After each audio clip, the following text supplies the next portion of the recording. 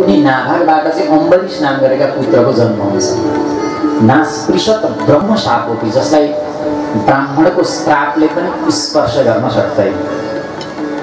अम्बरीषो महाभागः सप्तद्वीपपतिं महिम् अव्ययां च स्त्रियं लब्ध्वा विभवं चातुलं भुवि। सम्पूर्ण 7 दिनका उनी एक क्षत्र राज्य गर्दथे, राजा थिए। सबै मनः कृष्ण पदाय बिन्दयोर वचांसि वैकुण्ठ गुणान् वर्णने करो हरे मन धीरमार्जनादिषु श्रुतिं चकाराच्युत सत्य कथोदय। हामी जे गर्छौं नि बच्चाले त्यहीबाट सिकिरहेको हुन्छ। तपाईले बच्चाले भनेको बुझ्दैन, आगोले पोल्छ भन्नुहुन्छ, पोल्छ भनेको त उसले सुन्छ, पोल्नुको मतलब बुझ्दैन। त्यसैले आगो बल्दै गरेको देख्यो भने च्याप्प समाउन चाहन्छ आगोको रापमा। त्यसैले त उसका कतिवटा आँखाहरू निरन्तर तपाईलाई हेरिरहन्छ र उसले सपना देख्छ एक दिन म पनि तपाईँ जस्तै हुनेछु भन्छ उसले। किनकि उसको नजरमा तपाईँ एउटा आदर्श स्थापित गर्दै हुनुहुन्छ। त्यसैले आमा बुवाप्रति तपाईँ जस्तो व्यवहार गर्नुहुन्छ भोलि सन्तानले तपाईँको ठिक त्यही व्यवहार गर्नेछ। यो गणित हो, जीवन प्रतिध्वनि हो, लाइफ इज इको। जे तपाईँ फ्याल्नुहुन्छ त्यही रिटर्न आउँछ, त्यही प्रतिध्वनि हुन्छ। तसर्थ नाभागका पुत्र अम्बरीश भयो भने पनि माता पिता पनि त्यति नै वफादार हुन्छ, त्यति नै इमान्दार हुन्छ, त्यति नै गुणवान हुन्छ, त्यति नै आचरणमान हुन्छ, त्यति नै चरित्रवान हुन्छ। र उनी सदा सर्वदा भगवानको सेवा गर्दछन्, मनमा कृष्णलाई राख्दछन्, वचनले भगवानकै गुणगानहरू गर्दछन्, हात पाउहरूले माता पिताको सेवा गर्दछन्, श्रुतिहरूको श्रवण गर्दछन्, सत्सङ्गको श्रवण गर्दछन् कानहरूले। प्रति अम्बरीशले एकादशीको व्रत गर्ने गर्दथे। एक दिन सोचे अब एकादशी व्रत सधैँ सधैँ गरेर पनि साध्दैन होला, अब चाहिँ व्रतलाई पारायण गर्न पर्यो भनेर पारायण गर्दै थिए। त्यति नै बेला अचानक ऋषि दुर्वासा शिष्यको साथमा आइपुग्छन्। सबैभन्दा ऋषा ऋषि भनेर जानिन्छ दुर्वासालाई। आइपुग्छन्, अचानक आइपुगेपछि उनले आतिथ्यताको लागि निमन्त्रणा दिन्छन् अम्बरीशले। दुर्वासाले भन्छन् म यमुना नुहाएर आउँछु अनि तिम्रो आतिथ्यता ग्रहण गरौँला। यता व्रत पारायण गर्ने तिथि पल दोस्रो तिथि हुन लागिसक्यो, द्वादशी जान लागिसक्यो। त्यस्तो अवस्थामा ब्राह्मणहरूलाई भने अतिथिलाई भोजन नगराइ त घर नहुन्न, त्यही पनि व्रतको बेला अब के गर्ने त म, अतिथि त आइपुग्नु भएन, यमुना स्नान गर्न गएको भनेको। ब्राह्मणहरूले भन्नुभयो महाराज व्रत पारायण गर्नलाई तपाईँ जलपान गर्नुहोस्, आचमन गर्नुहोस्। हजुरले आचमन गर्नुभयो भने व्रत पनि पूर्ण हुनेछ, अतिथिको पनि सम्मान हुनेछ। अनि आएपछि भोजन गर्नु भनेपछि अम्बरीश राजाले त्यही डरे। त्यस पछाडि आइपुगे दुर्वासा, बडा क्रोधले तेल मिलाएर रिसाएर एकदम अतिथि बोलाउने अनि अतिथिलाई चाहिँ भोजन नगरे आफू खाने, निर्लज्ज भनेर यसरी गाली पो गर्न लाग्छ। गाली गर्न थालेपछि अम्बरीशले हात जोडेर भने महाराज मैले यस्तो केही भुल गरेको छैन। तर दुर्वासाले त्यो सब कुरा केही सुनेन। उनले बस जटाबाट एउटा जटा उखाले शिरबाट अनि त्यस जटालाई भुइँमा पछार्दछन् र त्यहाँ एउटा कृत्यको प्राकट्य हुँदछ। कृत्यको निर्माण गर्छन् र कृत्यद्वारा आज्ञा गर्छन् यो अम्बरीशलाई मार भनेर। अम्बरीश सुदर्शन चक्रले अम्बरीश राजाको रक्षा गर्ने। तब सुदर्शन चक्र जब राजा अम्बरीशको रक्षा गरेर त्यस कृत्यलाई मार्नको लागि उद्यत हुन्छ, सुदर्शन चक्रले भेदन गरेर कृत्यको अन्त्य भएपछि अनि ऋषि दुर्वासातर्फ त्यो सुदर्शन चक्र बढ्दछ। अब दुर्वासाले उपाय देख्दैन, बाँच्ने कुनै नदेखेपछि के गर्ने त भन्दा अब जानु पर्यो ब्रह्माको शरणमा भनेर ब्रह्माको शरणमा पुग्छन्। ब्रह्माले भन्नुहुन्छ म त सक्दिनँ बचाउन, मबाट बचाउन सक्ने सामर्थ्य छैन, म सुदर्शनको अधिकारी होइन भन्नुहुन्छ ब्रह्माले। त्यसो भने यो सुदर्शनको मालिक को भनेको भगवान शिव हो। शिवले नै विष्णुलाई दिएको सुदर्शन चक्र, भगवान शिवले भगवान विष्णुलाई प्रदान गरेको सुदर्शन चक्र। त्यसो भएपछि यसको असली मालिक त शिव हो। शिवका शरणमा जाऊ भनेपछि भगवान शिवले भन्नुभयो जुन वस्तु मैले अर्कोलाई दिइसकेको छु त्यसप्रति कहिले पनि म अधिकार जमाउँदिनँ। मैले दिइसके त सक्ने, अब उसको अधिकार हुन्छ, मैले मेरो अधिकार जमाउँदा हुन्छ, मैले दिएको भने त्यस्तो मबाट मिल्दैन। तसर्थ जानेर जानुहोस् विष्णुको शरणमा भनेपछि विचार भागेका भागेछन् पछाडिबाट सुदर्शन आइसके अब के गर्ने भनेर अनि भगवान विष्णुको शरणमा परेपछि भगवान विष्णु भन्नुभयो अहम भक्त पराधीनो अश्वतन्त्र द्विज म त भक्तको अधीन छु। जसरी ब्राह्मणहरू कुनै यजमानको यहाँ परण भइसकेपछि यजमानका अधीनमा हुन्छन् त्यसै गरी म पनि भक्तका अधीनमा छु। अहम भक्ता पराधीनो अस्वतन्त्र इव द्विज द्विज ब्राह्मण जसरी अस्वतन्त्र हुन्छन् यजमानले परण गरेपछि त्यसै गरी म पनि भक्तको अधीन छु। यदारगार पुत्राप्तान् प्राणं वित्तमिमं परं हित्वा मां शरणं यातः कथं तां त्यक्तुमुच्चये। जसले आफ्नो सारा वस्तुलाई परित्याग गरेर पत्नीलाई पुत्रलाई धनलाई वैभवलाई सबैलाई त्याग गरेर मेरो शरणमा आएको छ नि म चाहिँ उसलाई कसरी त्याग गर्ने तसर्थ म भक्तलाई त्याग गर्न सक्दिनँ। अब जानुहोस् तपाईँ अम्बरीशको शरणमा भनेर दुर्वासालाई भनेपछि अनि गएर अम्बरीशको चरण पक्रन्छन्। अब अम्बरीशले सुदर्शनबाट ऋषि दुर्वासालाई बचाउनको लागि प्रार्थना गर्छन्। सुदर्शन नमस्तुभ्यं सहस्राच्युत सहस्राच्युत प्रिय सर्वशास्त्र घाति विप्राय स्वस्ति भूयाइदस्पते सर्वास्त्र घाति विप्राय स्वस्ति भूयाइदस्पते। यदि मैले कुनै सत्कर्म गरेको छु भने यी ब्राह्मण स्वस्थ बनुन्, यिनलाई कुनै पनि प्रकारको सुदर्शनको ताप नहोस्, भय नहोस्, डर नहोस् भनेर यसरी प्रार्थना गरेपछि अनि दुर्वासाको सन्ताप दूर हुँदछ। अहो अनन्त दासाना महत्त्वम दृष्ट मध्यमै अनि उनी भन्दछन् आज मैले भक्तहरूको महिमालाई जाने कति शक्तिशाली हुँदो रहेछन् भक्त भन्ने कुरा आज मलाई महसुस भयो भनेर राजा अम्बरीशसँग ऋषि दुर्वासालाई क्षमाको याचना गर्नुहुन्छ। र अगाडि थुप्रै थुप्रै राजा महाराजाहरूको कथा प्रसङ्गहरूको उल्लेख गरिएको छ। इक्ष्वाकु आदि वंशहरूको वर्णन मानधाताको चरित्र ऋषि सगरको प्रसङ्गको उल्लेख गरिएको छ। ऋषिहरूले युक्त बनेका यी विभिन्न कुलका राजा महाराजाहरू अनेक प्रकारका सत्कर्महरू गर्दछन् ऋषिहरूबाट आशीर्वाद प्राप्त गरेर र कहिलेकाहीँ श्रापलाई पनि प्राप्त गर्दछन्। भगवान कपिलको श्रापले आफ्ना पूर्वजहरूको अपगति भएको देखेपछि अनि अंशुमानले भगवती माता गङ्गालाई यस धराधाममा मर्त्यलोकमा प्रकट गर्नको लागि तपस्या प्रारम्भ गर्छ। गङ्गाको स्पर्शबाट मात्रै आफ्ना पितृहरूको परम पद मिल्छ, पितृहरूलाई मोक्ष मिल्छ भन्ने बोध गरेर उनले अनि भगवानको आफ्ना पितृहरूको उद्धारको लागि भनेर गङ्गाको प्राकट्य गर्नको लागि माता गङ्गाको उनी तपस्या प्रारम्भ गर्छन्। अंशुमान तपस्या गर्छन्। उनले तपस्याबाट पूर्णता प्राप्त गर्न सक्दैनन्, त्यही तपस्यालाई निरन्तरता दिन्छन्। दिलीपले पनि लक्ष्यलाई भेट्दैनन् अनि त्यसलाई अझै निरन्तरता दिन्छन् भगीरथले। अनि भगीरथले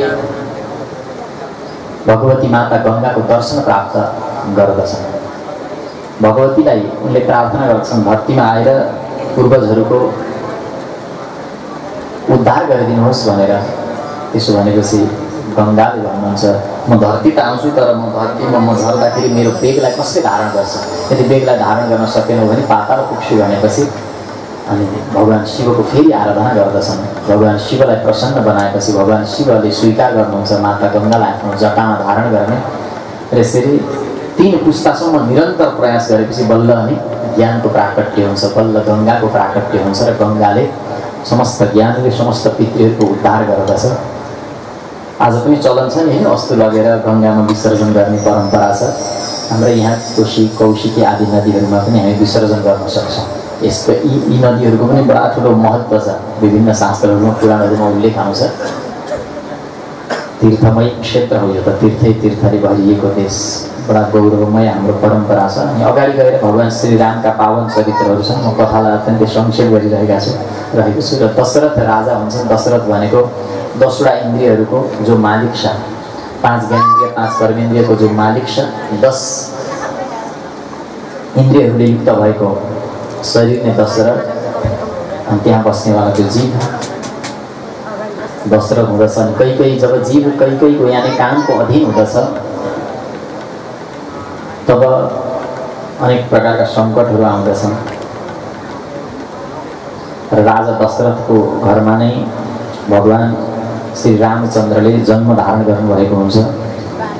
राम, लक्ष्मण, भरत र शत्रुघ्नको रूपमा कथा अत्यन्तै विस्तारसँग बताएको छ। रामका चरित्रहरू अत्यन्तै लामो छ कथा। अब त्यो कथालाई विस्तार गर्न थाल्दाखेरि हामी कृष्ण चरित्रसम्म पुग्न सक्दैनौँ। 7 वटा काण्डहरूले युक्त बनेको रामायण अत्यन्तै करुणा रसले भरिएको छ। करुण रस प्रधान छ। भागवतमा त एउटा 2टा श्लोकमा पुरा रामचरित्र सकेको छ। यी 7 काण्डहरू भनेका परमात्मा प्राप्त गर्ने 7 वटा सिँढीहरू हुन् र ती 7 सिँढीलाई पार गरेपछि हामी परमात्मासम्म पुग्न सक्दछौँ। हनुमानले कसरी सहयोग गर्दछन्, त्यत्रो सागर सेतुमा कसरी पुल बनाउन सक्षम सफल हुनुहुन्छ, रावणलाई अन्त्य गरेर माता सीतालाई पुनः आफ्नो घर फर्काउन सफल हुनुहुन्छ आदि आदि प्रसङ्गहरूले युक्त बनेको रामायण अत्यन्तै करुणारसले भरिपूर्ण ग्रन्थ हो। र कुनै दिन रामायणको चर्चा भएछ भने त्यतिबेला विस्तारसँग रामका कथाहरूलाई सुन्नेछौँ। अहिले भगवान श्रीरामलाई एउटा भजनको माध्यमले सम्झिँदै हामी अगाडि बढ्नेछौँ। रामचन्द्र भगवानको जय हो। आज फेरि राममा अल्झ्यौँ भने कृष्णसँग पुग्ने सम्भावना कम हुन्छ। त्यसो भएर हामीलाई कृष्णसँग पुग्नु छ। रामलाई, हनुमानलाई बस याद गर्ने, हात जोड्ने अनि हाम्रो लक्ष्य कृष्णतिर हो र कृष्णतर्फ अगाडि बढ्ने। एकपल्ट मिठो स्वरले बोलिदेऊ न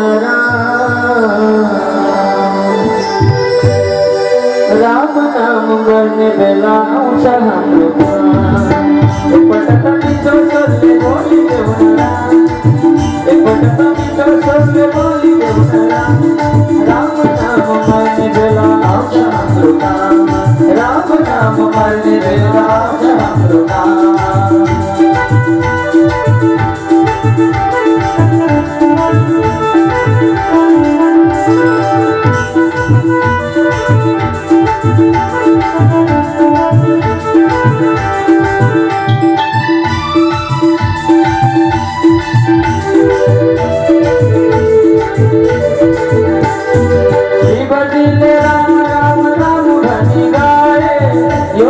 दिव्य तत्व मले पाए राम राम राम भरने गाए शिव तत्व मले पाए हमें पति भित्र की डाकुरा कोना हमें पति भित्र की डाकुरा कोना राम नाम मरने दे राम शरण राम नाम मरने दे राम शरण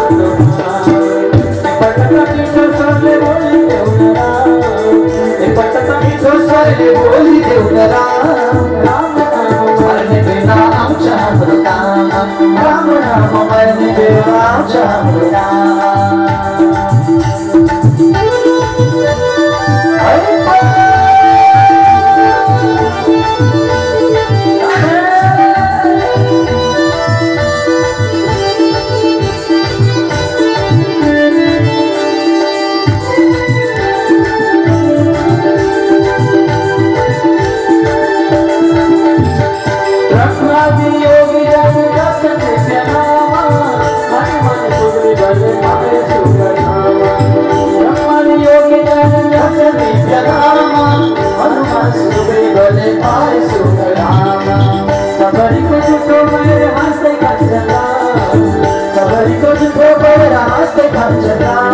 राम नाम मरने बेला आउँछ हाम्रो काम राम नाम मरने बेला आउँछ हाम्रो काम। एकपल्ट मिठो स्वरले बोलिदेऊ न एकपल्ट मिठो स्वरले बोलिदेऊ न आउँछ हाम्रो काम हो राम नाम मर्ने बेला आउँछ हाम्रो काम राम नाम मर्ने बेला आउँछ राम नाम मर्ने बेला आउँछ हाम्रो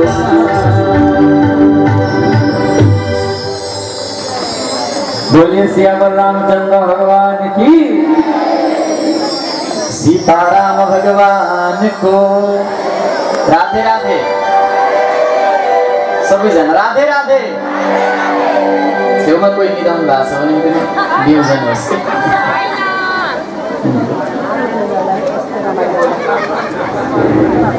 र यसरी अगाडि गएर अनि चन्द्रवंशीय राजा महाराजाहरूको वंशको वर्णन गरिएको छ। सूर्य वंश र चन्द्र वंश दुईवटा वंशहरूको विस्तारसँग वर्णन गरिएको छ।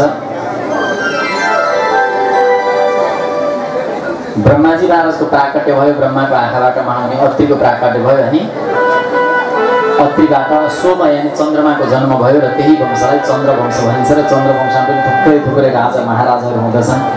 ऋचिक, जमदग्नि, परशुराम, विश्वामित्र आदि, ययाति, छत्रवृद्ध, रजी आदि राजाहरूको वंशको वर्णन गरिएको छ।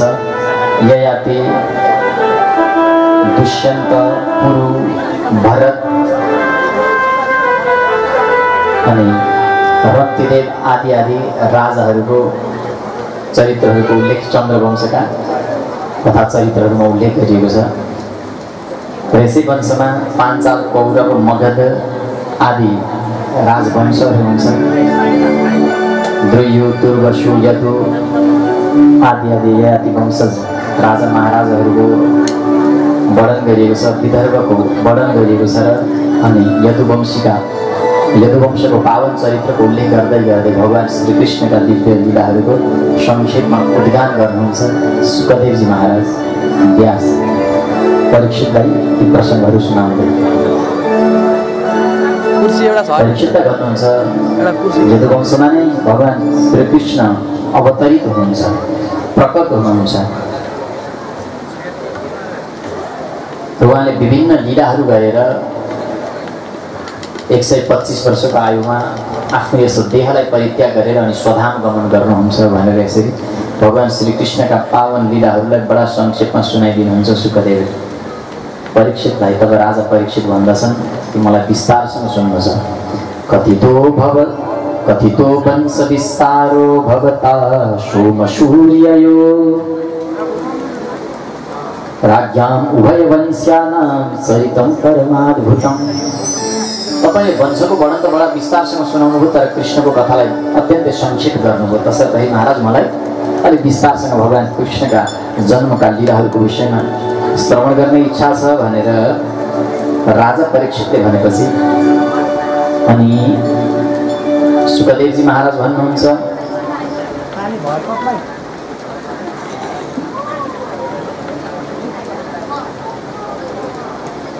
भूमिर्वृद्ध नृपव्याज दैत्यानेकशतायुतैः आक्रान्ता भूरिभारेण ब्रह्माण्डं शरणं ययौ। अर्थात् पृथ्वी भारले अत्यन्तै आक्रान्त बन्छन्, पापले आक्रान्त बनेकी पृथ्वी ब्रह्माण्डं शरणं ययौ, ब्रह्माजी महाराजको शरणमा जाँदछन्। अनि ब्रह्माजी महाराजले भगवान् शिवलाई साथमा लिएर वैकुण्ठतर्फ प्रस्थान गर्नुहुन्छ, भगवान् विष्णुको धाममा प्रस्थान गर्नुहुन्छ र दिव्य स्तुति गान गर्नुहुन्छ।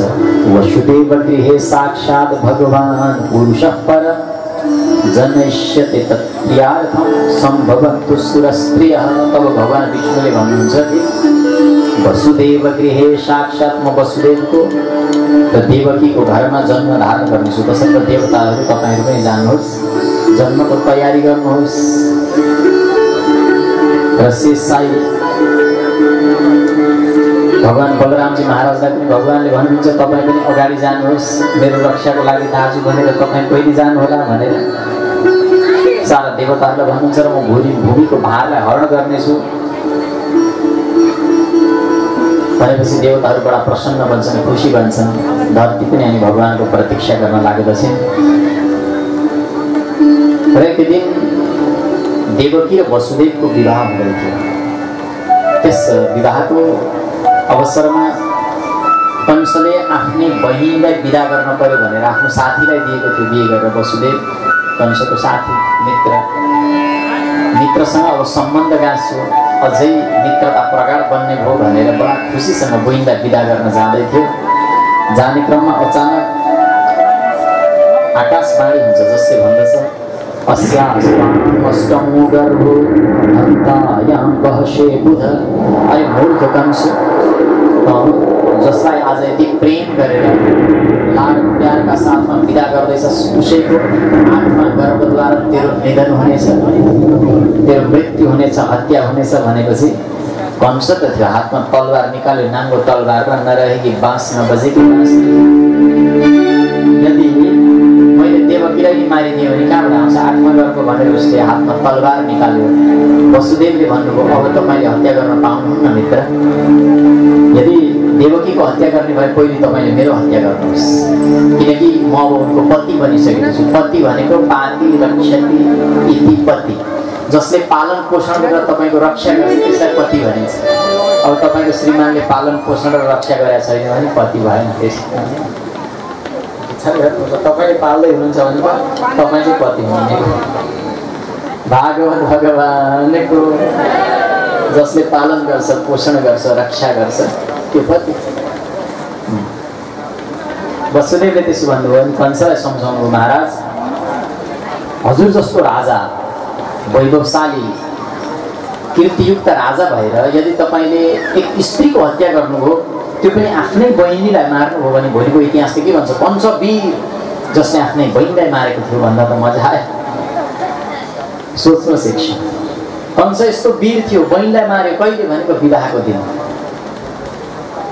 बहिनीलाई विवाह गरेर अन्माएर विदा गर्दै गर्दा मार्यो अरे भन्दा इतिहासले बडा तपाईँलाई घृणा गर्नेछ। इतिहासले पनि कदाचित तपाईँलाई राम्रो भन्ने छैन। तसर्थ महाराज यो कर्म नगर्नुहोस्, बरु एउटा काम गरौँ, जति सन्तान जन्मन्छन् हामी तपाईँलाई दिन्छौँ भनेपछि अनि कंस तयार भयो। ठिक छ, त्यसो हो भने जति सन्तान जन्मिन्छन् मार्नको लागि त्यो देऊ मलाई भनेपछि अनि कारागृहमा बन्द गर्दछ। 1 2 गर्दै अनेक सन्तानहरूलाई उसले मार्दै जान्छ, एक पछि अर्को गर्दै कीर्तिमन्त नाम गरेका पहिलो सन्तान जन्मन्छन्। देवकीले भन्दछन् वसुदेवसँग कि महाराज पुत्रको मुख मलाई नदेखाउनु, मैले देखेँ भने मलाई अरू स्नेह बढ्नेछ, अरू प्रेम बढ्नेछ। तसर्थ लगेर कंसलाई सुम्पिदिनु भनेपछि कंसको सम्मुख जब वसुदेव लिएर जानुहुन्छ, कंसले भन्दछ मलाई 8माको भयो हो, यो पहिलोसँग भए छैन, लिएर जाऊ तिमी भनेपछि त्यति नै बेला नारदजी आउनुहुन्छ र कंसलाई भन्नुहुन्छ महाराज एउटा फुल बोक्नु भएको रहेछ हातमा, कमलको पुष्प, म बडा अडचनमा परेँ भन्नुभयो नारदले। कंसले भने कस्तो अडचन देवर्षि? नारदले भन्नुभयो यो फुलको पहिलो पत्ता चाहिँ कुन हो भनेपछि कंसले कुरो बुझ्यो, जहाँबाट गणना गरे त्यही पहिलो, जुनैबाट गन्दा पनि त भयो नि त है, यहाँबाट गर्ने पनि भयो, यहाँबाट गर्ने पनि यहाँबाट। कुरो बुझ्यो कंसले कि भाइ वो केही त गडबड छ। फेरि पुत्रलाई खोज्दछ वसुदेवको हातबाट र उनीहरूले निर्दयतापूर्वक मार्न लागेछ। यसरी 1 2 3 गर्दै 6 जनासम्म पुत्रहरूलाई उसले मार्दछ। मारिसकेपछि अनि योग मायालाई भगवानले आज्ञा गर्नुहुन्छ, जाऊ तिमी गएर जन्मको तयारी गर। अनि बलरामजी महाराज पनि जन्मको तयारी गर्नुहुन्छ। उहाँको गर्भान्तरण गरिन्छ, देवकीको गर्भबाट रोहिणीको गर्भमा लगेर स्थापित गरिन्छ बलरामजी महाराजलाई। आज यो पद्धति विकसित भइसकेको छ। एउटा माताले आफ्नो सन्तानलाई गर्भमा धारण गर्न सकिन भने त्यो गर्भलाई दोस्रो मातामा सुरक्षित गर्न सकिन्छ।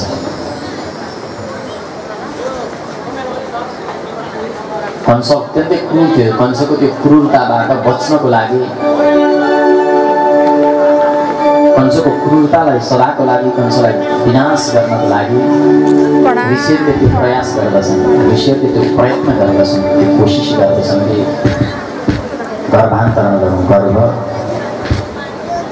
अन्यत्र लगेर भए पनि त्यसलाई सुरक्षित गरौँ। त्यसो भएपछि भाद्र शुक्ल एकादशी तिथिका दिन बलरामजी महाराजले जन्म धारण गर्नुहुन्छ। योग मायाले भगवानले आज्ञा गर्नुहुन्छ, जाऊ गएर तिमी गोकुलमा जन्मको तयारी गर भनेपछि अनि भगवान पनि जन्मको तयारी गर्न लाग्नुहुन्छ। सारा देवताहरू बडा प्रसन्न बन्छन्। जब जन्मको तयारी गर्नुहुन्छ, सारा ऋतुहरू, सारा मौसमहरू, प्रकृति पनि अत्यन्तै उत्ताउलो बन्न लाग्दछ। भगवान श्रीकृष्णको आगमन हुन लाग्यो अरे भनेर देवताहरू पनि आएर अनि गर्भमा भगवानको स्तुति गान गर्न लाग्दछन्। मानव उनीहरू स्वागत गर्न चाहँदछन्। सत्यव्रतम सत्यपरम त्रिसत्यम तपाईँ तिनै कालमा सत्य हुनुहुन्छ भनेर सत्य स्वरूप परमपुरुष परमात्माको ब्रह्मादि देवताहरूले आएर गर्भको दिव्य स्तुतिगान गर्दछन्। सत्यव्रतं सत्य परं त्रिसत्यं सत्यस्य योनिं निहतं च सत्ये सत्यस्य सत्यमृत सत्यनेत्रं सत्यात्मकं त्वां शरणं प्रपन्नः। हे सत्य स्वरूप जो तिनै कालमा सत्य रूप हुनुहुन्छ, हिजो आज भोलि सदा सर्वदा एक रूपले रहनेवाला परमेश्वर तपाईँलाई सदा सर्वदा हामीहरू वन्दन गर्दछौँ, स्वागत गर्दछौँ भनेर यसरी ब्रह्मादि देवताहरू स्वागतको गान गर्दछन्। यता सारा ऋतुहरू तिथिहरू आपसमा भिड्न लाग्छन्, लडाइँ गर्न लाग्दछन्। प्रतिपदाले आएर भन्दछन् प्रभु मलाई स्वीकार्नु, अहिले महिनाको त टुङ्गो भएको छैन, तिमीलाई तिथिलाई कहाँ स्वीकार्नु। अनि महिनाहरूले पनि आएर भने, वैशाखले आएर भने प्रभु मलाई स्वीकार्नु। अनि भगवान्ले भन्नुभयो तिमीमा के विशेषता छ भनेको म ज्येष्ठ हुँ, श्रेष्ठ हुँ, प्रारम्भ हुँ, नूतन हुँ, नयाँ हुँ, मबाट महिनाहरू सुरु हुन्छन् भनेपछि म त सुरुवात होइन भनेर भगवान्ले उसलाई परित्याग गरिदिनु भयो। अनि ज्येष्ठले आएर भने मलाई स्वीकार्नु, म ज्येष्ठ हुँ।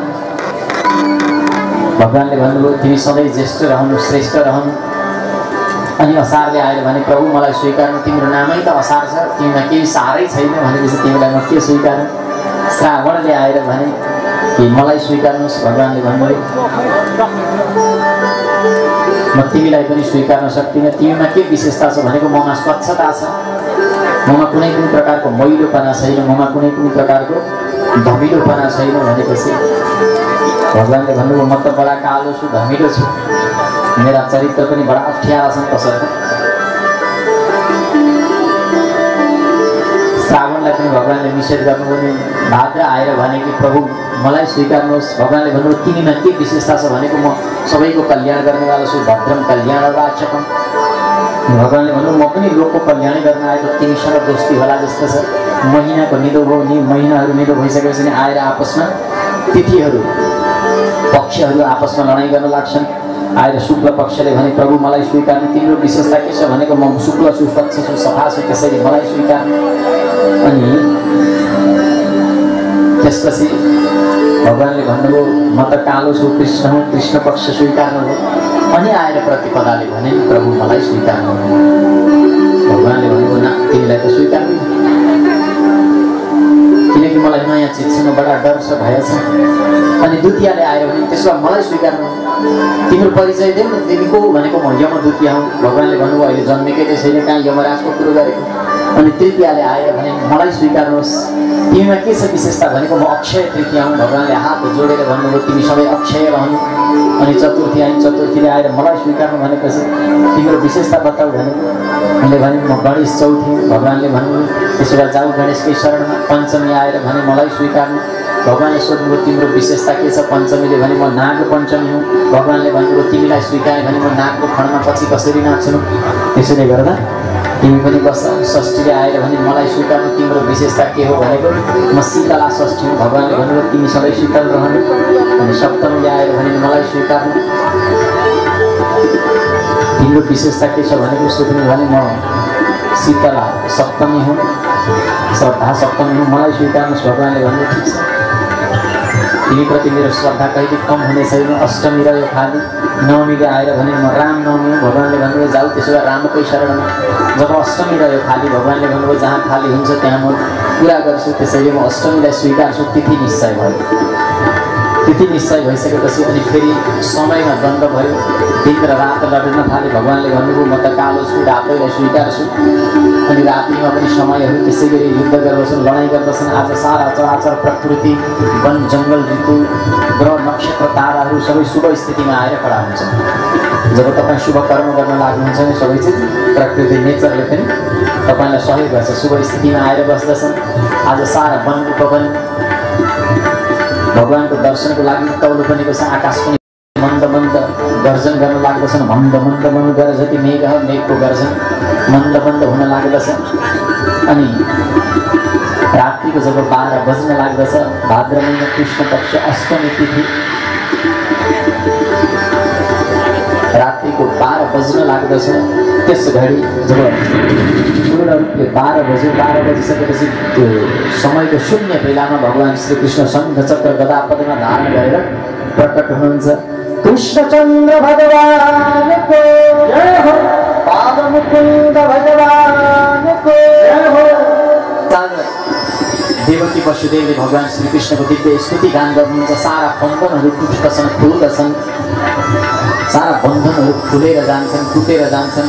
अनि भगवानले भन्नुहुन्छ मलाई अब गोकुल लिएर जानु, त्यहाँ एउटी कन्या छ उसलाई उठाएर लिएर आउनु भनेपछि अनि वसुदेवजी महाराजले त्यस आज्ञालाई स्वीकारेर भगवान श्रीकृष्णलाई शिरमा जब लिनुहुन्छ हातका बेनीहरू पनि खुल्दछन्, सबै बन्धनहरू टुट्दछन्, खुल्दछन्। र भगवान श्रीकृष्णको जन्मसँग जोडिएका केही चिजहरू तपाईँको ध्यान उता गयो कि ध्यान यता दिनु भने मात्रै कुरो बुझिन्छ, नत्र कृष्णका लीला बुझिँदैन। भोलि कृष्णको चरित्र नबुझेपछि अनि संशय उठ्छ, साडी चोर त कृष्ण नै होइन भन्ने थाल्छौँ होइन। कृष्णले साडी नै चोरेको होइन, चोरेको हो के चोरेको केही बुझिँदैन, किनकि जन्ममै जीवनको सार लुकेको हुन्छ। अनि अनेक प्रकारका विचारहरू भङ्ग हुन्छ, टुट्छन्, फुट्छन्।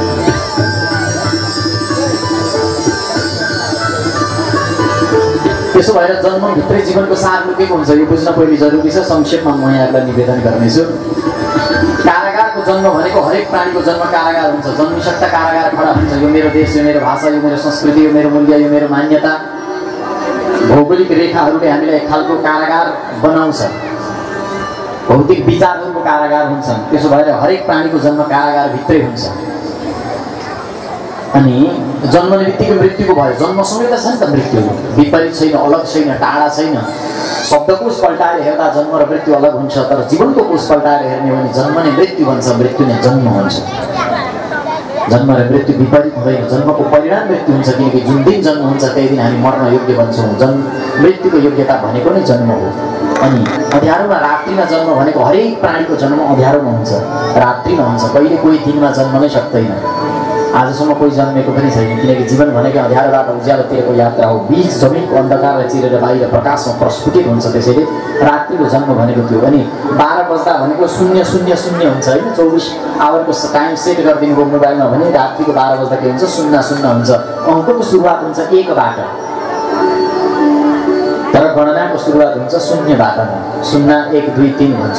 0 बिना अङ्कहरू पूर्ण हुँदैनन्, तर 0को कुनै मूल्य पनि हुँदैन। र विभाजनको प्रक्रिया सुरु हुन्छ 1बाट। 1लाई मैले भने त्यहाँ जति हुन्छ सबैले बाँड्नुहोस् भने 1 बाँड्न सकिन्छ, भले अंश परोस्, तर 0 बाँड्न सकिँदैन, बाँड्दा पनि पूर्ण रूपले बाँडिन्छ। तसर्थ मन्दिर अनेक हुन सक्छन्, भगवान अनेक हुँदैनन्। ईश्वर एक छ, भूतस्य जातः पति एक आसीत् भन्ने कुरा रात्रिको मध्यरात्रिको 12 बजेको जन्मले त्यो सङ्केत गर्दछ। किनकि 0 के छ, पूर्ण रूप छ। पूर्णमदः पूर्णमिदं पूर्णात् पूर्णमुदच्यते पूर्णस्य पूर्णमादाय पूर्णमेव अवशिष्यते। मैले तपाईँलाई 0 दिएँ भने त्यो पूर्णै जान्छ, तपाईँले अर्कोलाई दिँदा पनि पूर्णै जान्छ। तसर्थ त्यो तिनै कालमा पूर्ण अवस्थामा छ। हार हो कि जीत हो यो उदेक बनायो, मन्दिर बाणी भगवानलाई अनेक बनायो। मुर्झाएको फुल टिप्यो हार बनायो, टुक्रा टुक्रा मानिसलाई हजार बनायो। मन्दिर अनेक हुन सक्छन्, ईश्वर अनेक हुँदैन, ईश्वर एक छ भन्ने त्यस कुरालाई दर्शन गराउँदछ। अनि रोहिणी नक्षत्रको जन्म भनेको रूह प्रादुर्भाव, ईश्वर जन्म लिँदैन, ऊ प्रकट हुने हो, अव्यक्तबाट व्यक्त हुने हो, अप्रकटबाट प्रकट हुने हो। त्यसैले रोहिणी नक्षत्रको अर्थ त्यो हो। अनि अष्टमी तिथि भनेको 8 प्रकृतिका तत्त्वहरूलाई स्वीकार्नु हो। प्रकृतिमा 8 तत्त्वहरू हुन्छन्, भूमि आपो नलो वायु खम मनो बुद्धि एवं च अहङ्कार इत्यन्य भिन्न प्रकृति अष्टधा। लोकमा आउनुको मतलब प्रकृतिलाई स्वीकार्नु हो। त्यसैले ऊ प्रकृतिको स्वामी हो, 8 पटरानीहरूको स्वामी हो। त्यसो भएको कारणले गर्दा उत्सव हुन्छ कृष्णको प्राकट्य भएपछि। उत भनेको ईश्वरको, सब भनेको प्राकट्य। हृदयमा जब कृष्णको प्राकट्य हुन्छ, परमात्माको प्राकट्य हुन्छ, जब आत्माको साक्षात्कार हुन्छ, जब तत्त्वको बोध हुन्छ, अनि उत्सव हुने हो। र यसरी भगवानको दर्शनलाई प्राप्त गरेर वसुदेवजी महाराजको हृदयमा उत्सव हो, ईश्वरको दर्शन हुँदछ। र उहाँले गोकुलमा भगवान श्रीकृष्णलाई लिएर जानुहुन्छ। मन्द मन्द वर्षा हुन लाग्दछ, र मन्द मन्द वर्षा हुन लाग्दा शेषले माथिबाट छाताको काम गर्नुहुन्छ। यमुना उत्ताउलेर आउँछ, भगवानले चरण स्पर्शद्वारा यमुनाको जललाई शीतल बनाइदिनुहुन्छ, शान्त गरिदिनुहुन्छ। त्यसपछि गोकुलमा गएर भगवान श्रीकृष्णलाई छोड्नुहुन्छ अनि कन्यालाई लिएर फेरि मथुरा फर्कनुहुन्छ। यता नन्दको आँगनमा गोकुलमा बिहान हुन्छ, बडा सुन्दर सूर्योदय हुन्छ, सूर्यको उदय हुन्छ। र सूर्योदय सँगसँगै एउटा सुन्दर बालकको दर्शन मैया यशोदालाई हुन्छ। उनी पुलकित बन्छन्, दासीलाई सङ्केत गर्छिन्। दासी बडा हर्षले गदगद बन्छन्। अनि गदगद बनेकी दासी नन्द बाबा जहाँ हुनुहुन्थ्यो त्यता दौडिँदछिन्। ती दासी भयो भयो लाला भयो भन्दै अनि बडा खुसीले प्रसन्न बनेर नन्द बाबाले आफ्नो गलाको हार ती दासीलाई लगाइदिनुहुन्छ। सारा गोपिनीहरू तब दौडिँदै आउँदछन् अनि धुमधामसँग उत्सव मनाउन लाग्दछन्। बालमुकुन्द भगवानको कृष्णचन्द्र भगवानको हो नन्द घर आनन्द भयो जय कन्हैया लाल की।